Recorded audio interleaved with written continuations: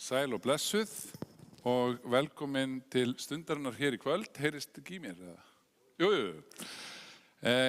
Gott að sjá ykkur svo mörg hérna í kvöld. Við ætlum að eiga notalega stund í kirkjun okkar. Það búið að vera erfiði dagar hjá okkur í kirkjunni og við vorum með erfidrykkju hér hjá elsku Bryndísi Klöru og við munum áfram biðja fyrir aðstandendum hennar. En fyrst og fremst erum við komin hér til að eiga samfélag við Guð sem að elskar og er með okkur í gleði og sorg og við erum að sækja styrk í kraft Guðs og anda. En við skulum hefja þessa stund á því að signa okkur og segja í nafni Guðs Föður og Sonar og heilags anda. Amen. Svo förum við með upphafsbæn. Drottinn, ég er komin í þitt heilaga hús til að lofa þig og ákalla og til að heyra hvað þú, Guð, Faðir skapari minn, þú Drottinn Jesús frelsari minn, þú heilagi andi huggari minn, vilt við mig tala í þínu orði. Drottinn, heyr þú lofgjör mína og bæn og opna þú með þínum heilaga anda hjarta mitt fyrir sakir Jesú Krists, að ég fyrir þitt orð iðrist synda minna, trúi á Jesú í lífi og dauða og taki framförum í kristilegu hugarfari og lífverðni. Bæn heyr það, ó Guð, fyrir Jesú Krist. Amen. Og þá ætlum við að heyra svo fallegt lag sem að heitir Þú styrk mér gafst, en uppalega er það You raise me up og það minnir okkur á, jafnvel þegar okkur finnst við kannski ekki hafa mikið eða vera lítil í okkur, að þá á Guð styrk fyrir okkur sem að sýnir okkur að það er meira í okkur en við héldum að byggja í okkur, því að Guð stækkar það.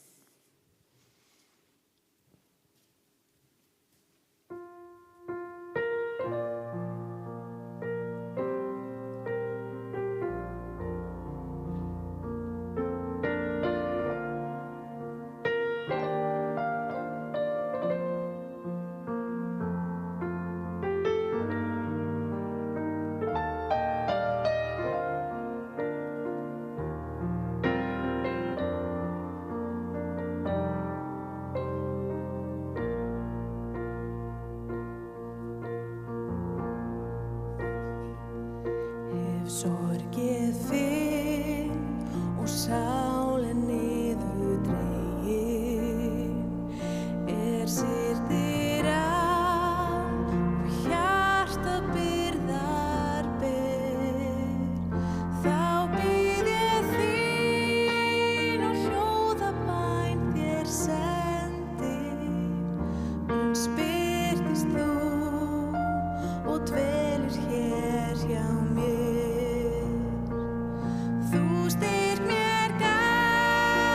Standa fjallsins tindri, þú styrk mér gafst að ganga úfinn sjó. Styrk ég finn í sterkum örmum þínum, þú styrk mér gafst til meir en í mér bjó.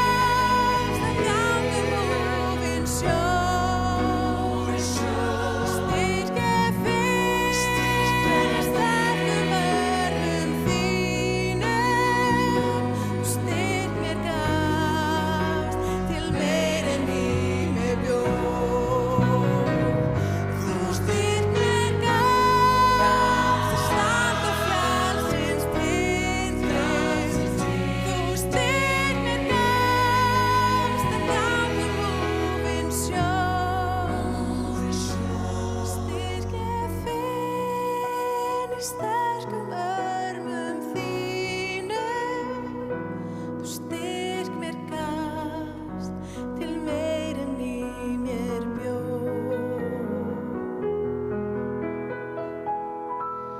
Þú styrk mér gafst til meir en í mér bjó.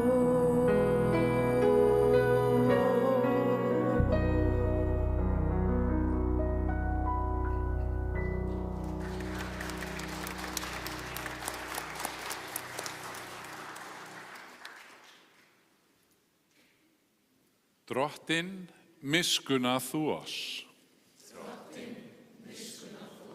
Kristur, miskunna þú oss.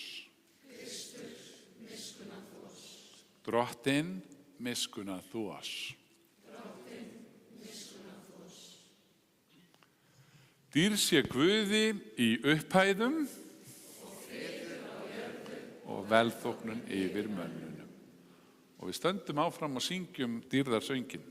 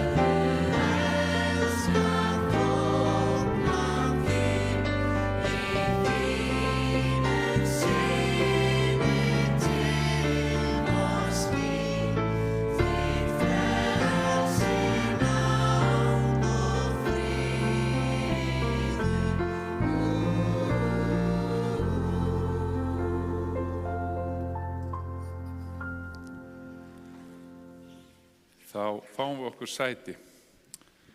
En ég les fyrst stutt vers úr Davíðssálmum, en þar segir: ég þagði, tærðust bein mín.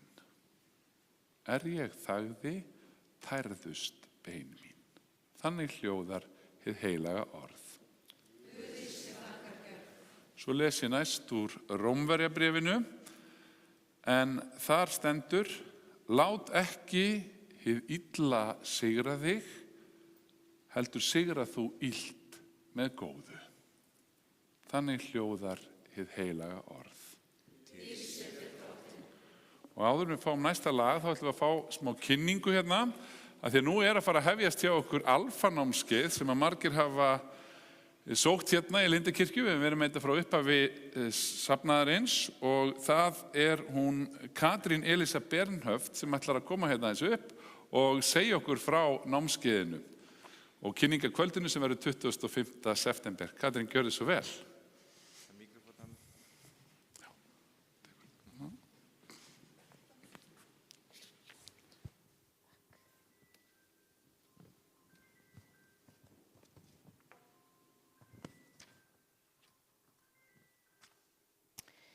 Já, hver er Guð fyrir þér?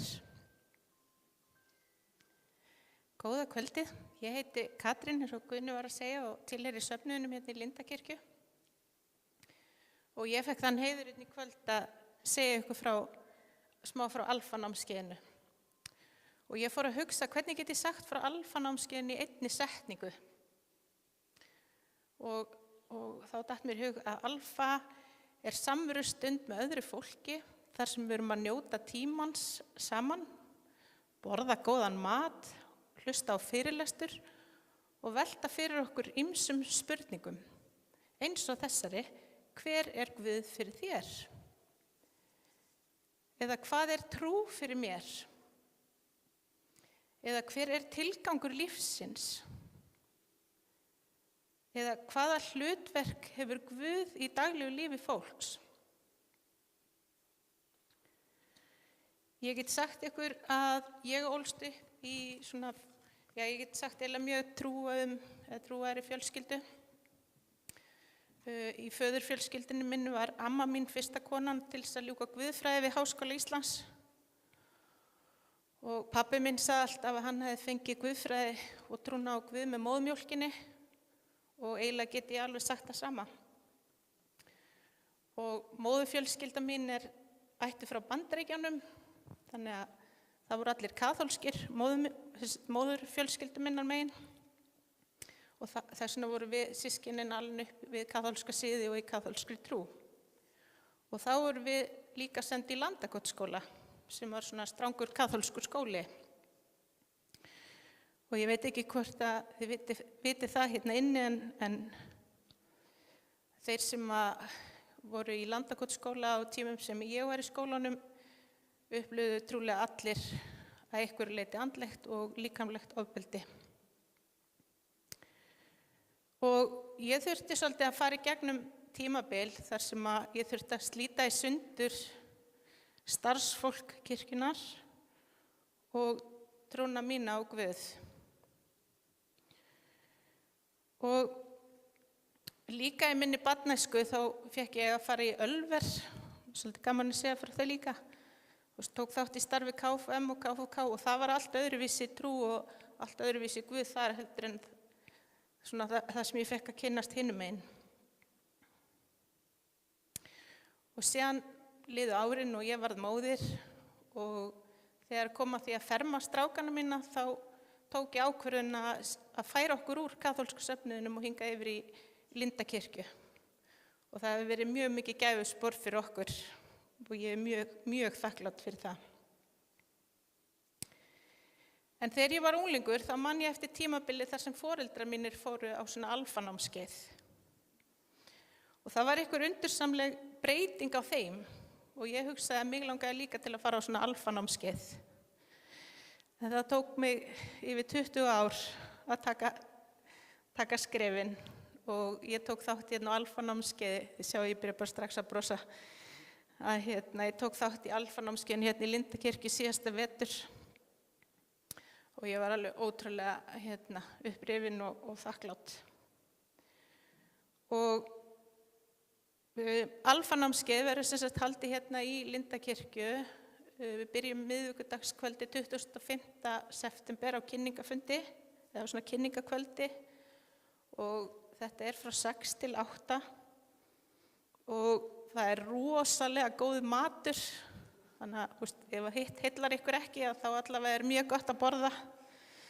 Og það er hún Ágústa Hilmarsdóttir matræðarinn í Lindakirkju, hún eldar alveg ofboðslega góðan mat.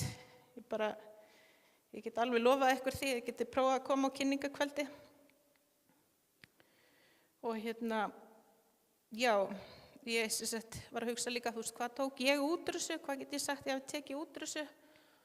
Og það er kannski mjög stórt fyrir mig, það er að tilheyra kristnu samfélagi. Og hef átt hérna yndislegar samverustundir með líkt tengjandi fólki og mjög margar skemmtilegar umræður og pælingar og mér bara hlakkar til að taka þátt aftur í vetur. Síðan verður þetta held í 7 kvöld, eitthvað sirka svoleiðis. Við getum kannski teygt þetta ef þetta er mjög mikill áhugi að vera bara aðeins lengur. En það sem er líka mjög skemmtilegt að segja ykkur frá að við endum síðan á helgarnámskeið í Ölveri. Og það var mjög skemmtilegt. Ég sagði ykkur áðan á bara mína allra bestu æskuminningar í Ölveri, þannig að það var alveg dásamlegt að koma þangað svona í lok alfanámskeiðs. Þannig að ég ætla bara að hvetja ykkur til að taka frá tíma og mæta og taka þátt og það gæti eitthvað undursamlegt gerst fyrir ykkur líka. Takk fyrir mig.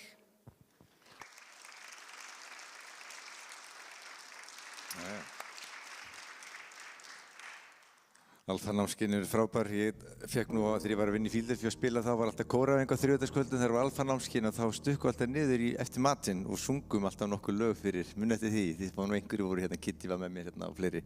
Og það var alltaf svo mikið gleði, það var eiginlega bara ótrúlega gaman. En við ætlum að syngja saman og þið ætlum að syngja með okkur. Sálm sem allir þekkja. Þetta er örugglega þekktasti sálmur í sálmabókinni og við ætlum að taka þetta í smá svona country gospel. Þið fílið það alveg örugglega.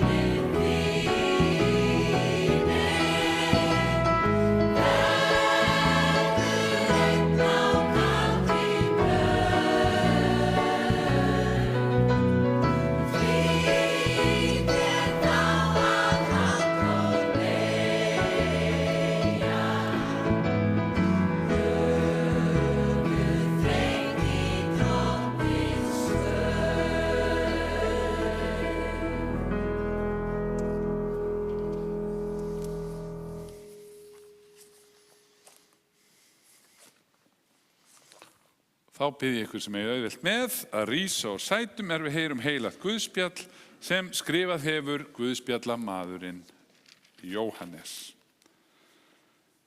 Fólkið sem var heima hjá Maríu að hugga hana sá að hún stóð upp í skyndi og gekk út og fór þá eftir henni. Það hugði að hún hefði farið til grafarinnar að gráta þar. María kom þangað sem Jesús var og hún sá hann, féll hún honum til fóta og sagði við hann: Drottinn, ef þú hefðir verið hér, þá væri bróðir minn ekki dáinn. Þegar Jesús sá hana gráta og þau gráta sem með henni komu, komst hann við, var djúpt hrærður og sagði: Hvar hafið þið lagt hann? Þau sögðu: Drottinn, kom þú og sjá. Þá grét Jesús. En þau sögðu: Sjá hversu hann hefur elskað hann. En nokkrir sögðu: Gat ekki sá maður sem opnaði augu hins blinda einnig varna því að þessi maður dæi? Jesús varð aftur mjög djúpt hrærður og fór til grafarinnar. Hún var hellir og steitt fyrir. Jesús segir: Takið steininn frá. Marta, systir hins dána, segir við hann: Drottinn, það er komið nálykt á honum. Það er komið á 4. dag. Jesús segir við hana: Sagði ég þér ekki, ef þú trúir, muntu sjá dýrð Guðs. Nú var steinninn tekinn frá, en Jesús hóf upp augu sín og mælti: Faðir, ég þakka þér að þú hefur bænheyrt mig. Ég vissi að sönnu að þú heyrir mig ávallt, en ég sagði þetta vegna mannfjöldan sem stendur hér umhverfis, til að fólki trúi að þú hefur sendt mig. Að svo mæltu hrópaði hann hárri röddu: Lasarus, kom út. Hinn dáni kom út, vafinn líkblæjum á fótum og höndum og með sveitadúk bundinn andlitið, og Jesús segir við fólkið: Leysið hann og látið hann fara. Þannig hljóðar hið heilaga Guðspjall. Lof sé þér, Kristur. Við játum saman okkar heilugu trú. Ég trúi á Guð föður almáttugan, skapara himins og jarðar. Ég trúi á Jesú Krist, hans einkason, drottinn vorn, sem getinn af heilugum anda, fæddur af Maríu mey, píndur á dögum Pontiusar Pílatusar, krossfestur, dáinn og grafinn. Steig niður til heljar, reis á 3. degi aftur upp frá dauðum, steig upp til himna, situr við hægri hönd Guðs föður almáttugs og mun þaðan koma til að dæma lifendur og dauða. Ég trúi á heilagan anda, heilaga almenna kirkju, samfélag heilagra, fyrirgefningu syndanna, upprisum mannsins og eilíft líf. Amen. Amen.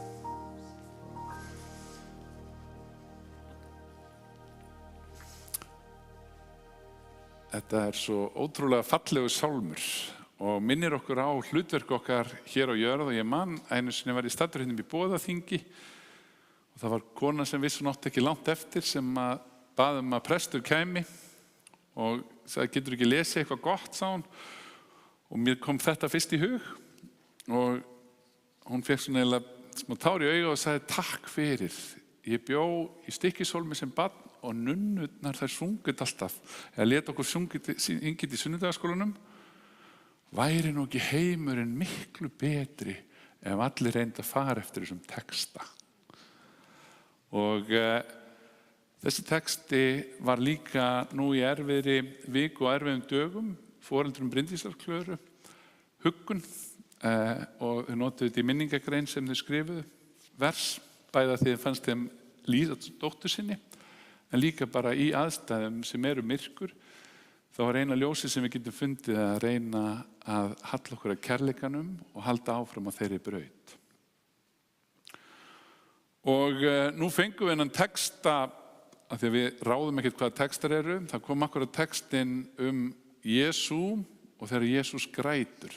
Og það er stysta vers Biblíunnar, í sumum þýðingum enskum þá er það bara 2 orð, Jesus wept. En á íslensku er þetta 3 orð, þá grét Jesús. Og ég er svo þakkláttur fyrir þetta ágæta vers, að því það leiðréttir ranghugmyndir sem sumir hafa og stundum hefur þjóðfélagi kannski gefið okkur þær, að það megi ekki gráta, það sé veikleikamerki. Helgi Björns söng nú þetta, geta pappar ekki grátið. Og það var eiginlega vísun í það að pappar áttu helst ekkert að vera að gráta. Og það var eitthvað sem sonurinn spurði. Og ég man líka þegar ég talaði einu sinni við ömmu mína og var að gera ritgerð, hún missti manninn sinn og þá sagði hún mér með stolti, þannig að það var búið að kenna henni það, veistu það, eftir hann afiðinn dó frá 6 börnum, runda sumum uppgáfnum, að þá sagði hann eftir afiðinn dó þá felldi ég aldrei tár. Og það var eitthvað sem var búið að kenna henni frá barnæsku. Og hinn amma mín sagði mér einhvern tímann að þegar hún lenti í mikilli sorg og var að reyna að spyrja þetta og reyna að skilja þetta, að þá voru bara skilaboðin hættu að tala þetta, pabbiðinn er dáinn og bróðirinn líka, þú breytir því ekki með að tala það. Og þetta var bara viska þess tíma fyrir 80 árum. Það er ekkert langt sinni við fórum ekki með börn í kistulagningar, en nú vitum við að það hjálpar. Og mér finnst þetta vers, þá grét Jesús svo hjálplegt. Við prestar fáum að upplifa oft mikla gleði og gæfustundir, búin að skýra börnum helgina sem allt voru dásamlegar athafnir og það hafi verið brúðkaup. En við fáum líka að vera með í sorginni og heyra í fólki og þá hefur mér oft svo fundist gott að geta sagt þegar einhver fer að skamma sín fyrir ekki, ég skal gráta þetta. Veistu hvað er stysta vers Biblíunnar? Það er bara 3 orð, þá grét Jesús. Ef að Guð leyfði sér að gráta þá megum við það líka. Og ég las líka vers áðan sem talar þessa tjáningu sem verður að vera í allri sorg og það er svona, ég þagði, tærðust bein mín. Ef maður fær ekki að tala sorgin og gefur ekki einhverju útrás, að þá tærast beinin, þá skemmist eitthvað innra með okkur, er rauninni bara Biblían að segja. Við verðum að leyfa okkur að tala sorgina, við verðum að leyfa okkur að gráta. Og ég googlaði líka, núna ég bara að spá, og þetta kom upp þegar ég gerði Benefits of Crying, eða það er að segja, hver er það góða við að gráta? Og það má gráta og þá kom svona, það heitir Healthline, þetta eru bara svona vísindavefur og hún segir að þessi 8 góðar ástæður til að gráta. Það hefur svona heilandi áhrif og svo er talað að það séu til 3 mismunandi tegundir af tárum, einu svona sem hjálpar auganu svolítið til að hreinsa, svo er svona viðbragðstár, ef maður fær mikið vind eða maður er að skera lauk, að þá gerir tár, en svo eru það sorgartárin og þau eru uppfull af stresshormónum og hormónum sem líkaminn er að losa sig við. Og svo þegar maður grætur, þá líklega maður að fá hjálp frá öðrum. Það gerist eitthvað þegar við sjáum eitthvað gráti kringum okkur ekki. Okkur langar að reyna að hugga. Og það líka minnkar þjáningu, bara líkamlega. Og það stillir svona skapið eða líðanina. Og það losar efni sem eru erfið og minnkar streitu. Það hjálpar svefninum og svo lagar það bakteríur í augunum og svo, en það reyndar ekki svona en harmatárin en svona það sem kallað basaltár. Ég bara veit ekki nákvæmlega hvað íslenska yfir það, að það hjálpar jafnvel augunum að sjá. Þannig að við megum alveg gráta. En við lifum kannski í samfélagi þar sem að það oft erfitt að þegar maður finnur, það ekki það auðveldasta þegar maður finnur eitthvað grát í kringum sig. Man langar að taka auðveldastu leiðina út, það ekki? Og klára þetta. Og beina huganum eitthvað annað, af því allt hefur sinn tíma, það ekki gott að gráta bara endalaust. En það gott að gráta þó sé ekki nema í smátt stund og þá finnum maður svona oft, þetta var gott fyrir mig. En við höfum þessa tilhneigingu til að þora ekki að leyfa grátunum að koma fram. Og einhvern tímann heyrði ég og las í bók svona sorg að það væri svo algengt og hugsaði að þessu hef ég alveg lent í. Þegar börn koma kannski leið úr skólanum að þeir eru eitthvað gerst á skólalóðinni eða eitthvað ósett í vinahóp eða annað, þá væri svo algengt að ef maður færi til þessu ömmu sinnar og hún segi, já, þetta búið að vera erfitt, komdu bara og fá þig skúffuköku, Guðni minn. Eða eitthvað svoleiðis. Ég þegar ég las þetta bandarískri bók þegar segi þetta hef ég alveg lent í. En þetta ekki það besta sem maður gerir. Þá getur maður kennt fólki að borða yfir tilfinningar sínar sem ekkert mjög gott. En maður á kannski fyrst bara að taka utanum og svo allt í lagi, ég ekkert að móti kökum en bara meira þess að síður en svo. En við megum samt ekki borða bara yfir tilfinningar ykkar. Og Brené Brown sem eitt mestu hugsuður okkar tíma. Hún prófessor í félagsfræði og búin að skrifa mikið af bókum og eitt vinsælasti fyrirlesari í samtímans. Þið getið fundið nokkur svona TED Talk sem hún hefur haldið sem að tugir milljóna hafa hort á. Hún líka að tala svona kraftin í berskjöldunni að þora að vera einlægur og þora að berskjalda sig stundum. Að hún hefur gefið líka eins viðtal það þegar hún fór aftur í kirkju, eins og hún sagði. Hún sagði, ég fór að lesa alls konar sjálfshjálparbækur og það var svo margar sem sagði, farðu aftur í kirkju. Og hún sagði, ég hélt að það sem kirkjan, ég var svona glíma við sorgir og erfiðleika, að það sem kirkjan myndi gefa mig væri bara eitthvað svona meðal sem maður myndi bara taka allan sársaukan og sorgina strax í burtu. En það kom í ljós að það var ekki það sem kirkjan gerði.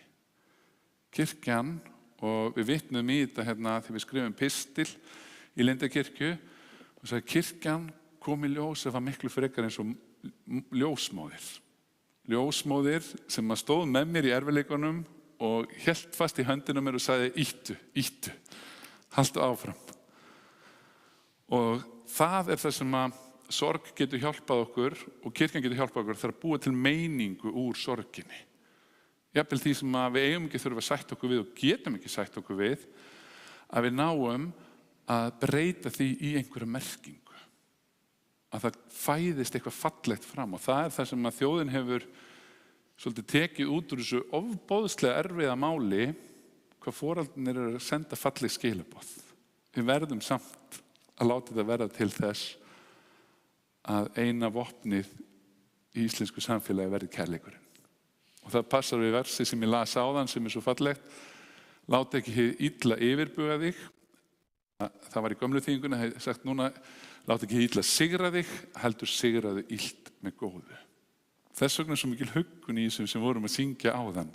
Stýr mínum fæti á friðar veg. Stýr minni hönd að gjöra gott, að gleði í öðrum veiti. Af því að það var það sem Kristur gerði. Hann var ekki að búa okkur kærleika, og nú ég að vitna aftur í Brené Brown, sem var eitthvað svona einföld eða rómantísk leið út, þar sem að lífið bara regnbogar, glimmer og einhyrningar. Heldur var hann að búa okkur kærleika sem sest líka niður með þeim sem gráta og gráta með þeim. Guð grætur með okkur. Og þegar það var svo hræðilegt slys, flugslys eftir Vestmannaeyjar í kringum aldamótin, þá orðaði KK það svo vel þegar hann samdi texta sem svona: englar himins grét í dag. Sorgin bjó sig heiman að, englar himins grét í dag. Við megum vita að Guð grætur með okkur, og þegar Biblían segir gráta með grátendum og fagna með fagnendum, að þá sannleikur í því.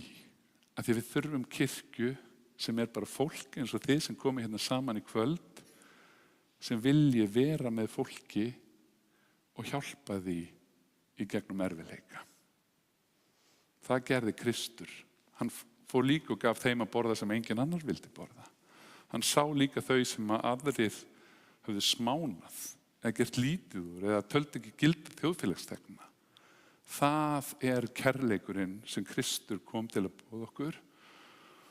Og Brené Brown segir þetta svo fallega: þess vegna meikar það algjörlega sens, eða gengur það upp fyrir mér, að hann varð að senda okkur Jesús.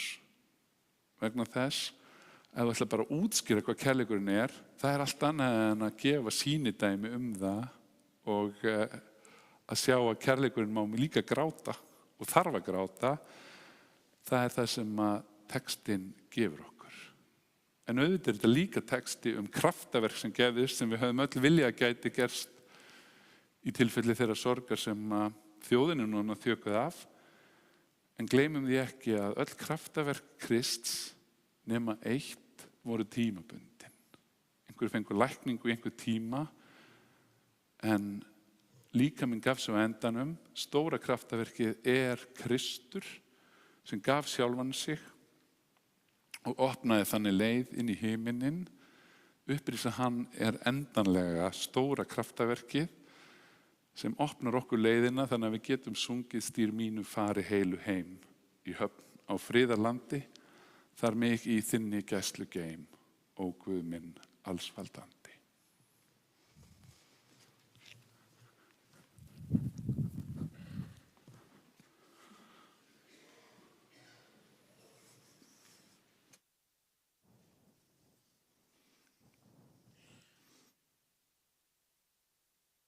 Hann Guðni las hér áðan trú, hversu mikilvæg hún Hvar trú þín, kona, spurði hann.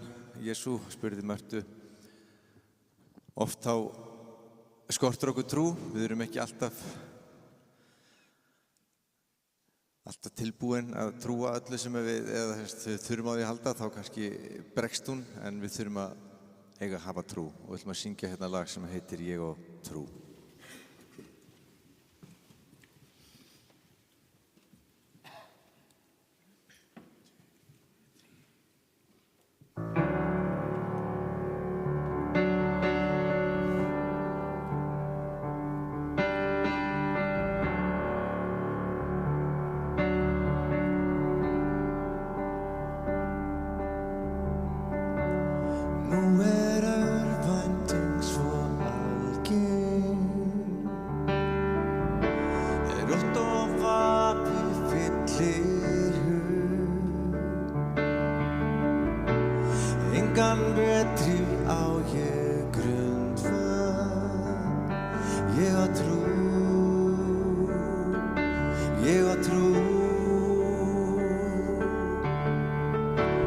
Kynslóð okkar svo brotin, þó allt sé dimmt þú gefur sjón. Aðeins getur eitt mig frelsa, ég á trú, ég á trú, ég á trú á Guð sem föður, ég á trú á Jesú Krist, ég á trú á helgan anda, hann sem gefur mér nýtt líf. Já, ég trú að hann dó á krossi, já, ég trú að hann dauðan vann, já, ég trú að hann reis frá dauðum og hann kemur brátt á ný. Ég á trú.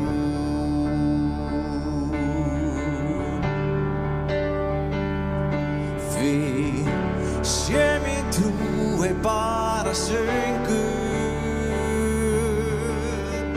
sé hún meir en orðin tóm,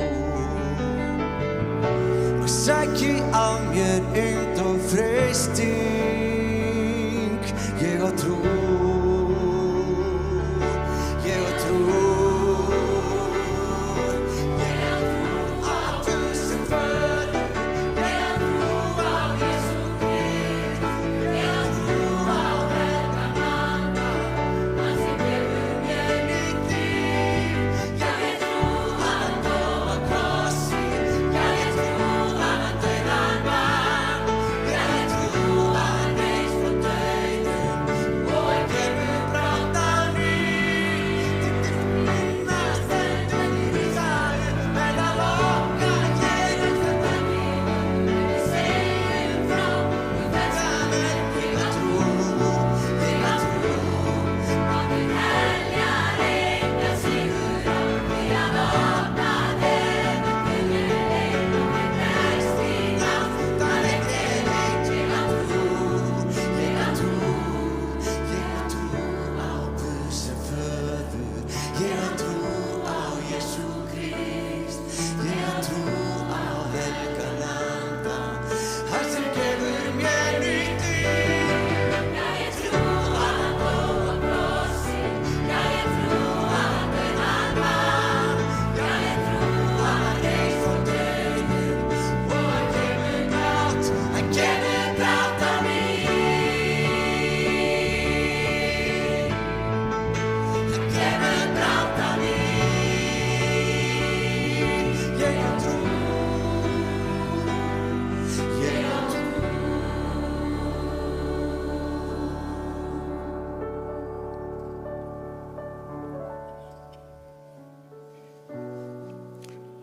Og þá er komið að bænastundinni hjá okkur í Lindakirkju.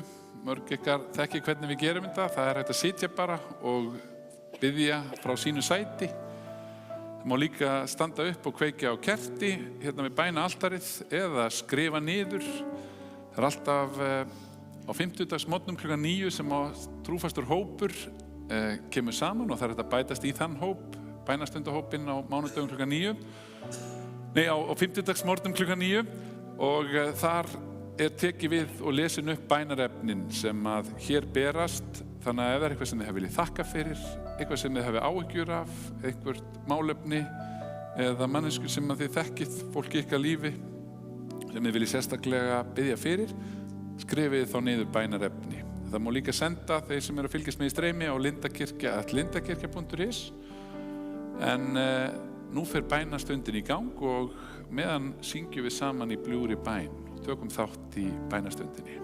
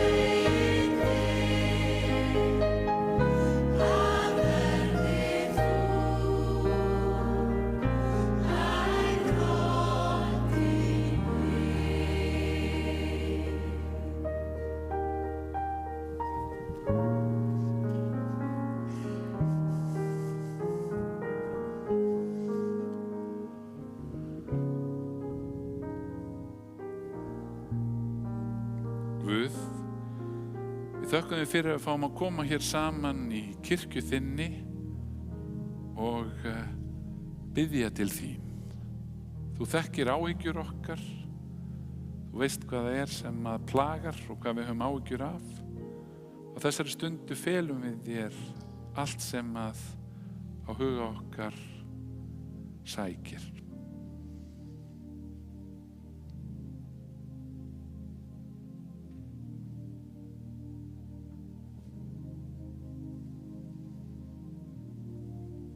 Við nefnum sérstaklega þau sem syrgja og sakna. Veittu þeim huggun og styrk í dimmum dal sorgarinnar. Við biðjum fyrir landin okkar og þjóðinni. Viltu auka kærleikan í samfélaginu og hjálpað okkur að leggja okkar að mörkum. Við biðjum fyrir öllum þeim sem að glíma við fíkn af sérhverju tagi og eru föst í klóm fíknar. Við biðjum fyrir þeim sem að eru áhyggjufull og hafa afkomu kvíða eða búa við atvinnuleysi. Veittu þeim von og styrk og leystu úr vanda þeirra. Við biðjum líka fyrir skólum landsins. Við biðjum fyrir þeim sem voru að koma í nýja skóla.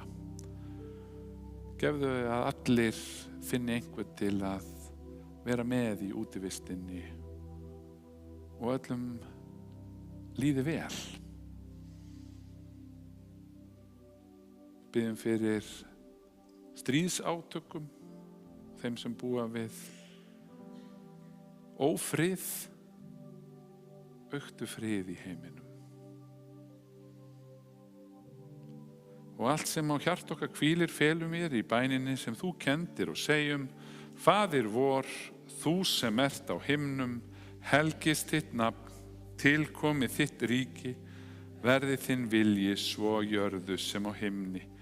Gef oss í dag vort daglegt brauð og fyrirgef oss vorar skuldir, svo sem vér og fyrirgefum vorum skuldunautum. Eigi leið þú oss í freistni, heldur frelsa oss frá illu, því að þitt er ríkið, mátturinn og dýrðin að eilífu. Amen. Og þá langar mig aðeins áður en að við erum send út með blessunina að hvet ykkur til að taka svona safnaðabla með ykkur á leiðin út, og það er sérstaklega skemmtilegt að núna 19. september á 50. næsta þá er haustferð eldri borgara á Eyrarbakka og þar taka á móti okkur hjónin Valgeir Guðjónsson, tónlistarmaður, og Ásta Kristrún Ragnarsdóttir, kona hans, og þau eru með skemmtilegt prógram í næstu í 3 tíma og svo er góð humarsúpa og fleira. Það kostar 13.000 í þessa ferð, en ég hvet ykkur sem að hafið áhuga að skrá og vera með. Ég var nefnilega að tala við hann í gær, hana Ástu Kristrúnu Ragnarsdóttir, og símtalið það lengdist svona 7 mínútur af því að hún þurfti að tala svo fallega þig, Óskar. Því að hann er nýbúinn að vera að útsetja lag sem hún sagði að 2 lög. Já, akkurat. Hún var svo ánægð með þetta og það var svo fallegt að eitt heitir nú held ég eitthvað friðarljós. Já, við fáum kannski að heyra það einhvern tímann í vetur. En þetta var útúrdúr. Takið með ykkur blað, og nú bið ég ykkur sem er auðvelt með að rísa á sætum og meðtaka drottinlegu blessun. Drottin blessi þig og varðveiti þig. Drottin láti sína ásjónu lýsa yfir þig og sé þér náðugur. Drottin upplyfti sínu augliti yfir þig og gefi þér sinn frið í Jesú nafni. Amen. Standið bara áfram. Er það ekki bara? Ég hvet ykkur núna þessa viku, krakkar, og krakkar, já, þið eru öll krakkar, börn Guðs, börn. Taka þetta lag með ykkur í vikuna þegar stormandi geisa í líf okkar og hafa Drottinn með okkur. Það er svo auðvelt, eins og Guðni baðum áðan, bara Drottinn átt bara einni bæn frá. Þannig að notið tækifæri í vikunni og verið duglega að leita hans. Og næsta sunnudag verður megastuð hérna, við viljum flytja 2 lög eftir Gunnar Þórðarsson, eitt sem við aldrei flutt áður, og svo tökum við líka vetarsóluna hans Gunnars Þórðarssonar. Nú sól farið að halla. Nú endilega mæta næsta sunnudagskvöld. Drottinn, þú ert með þitt náður.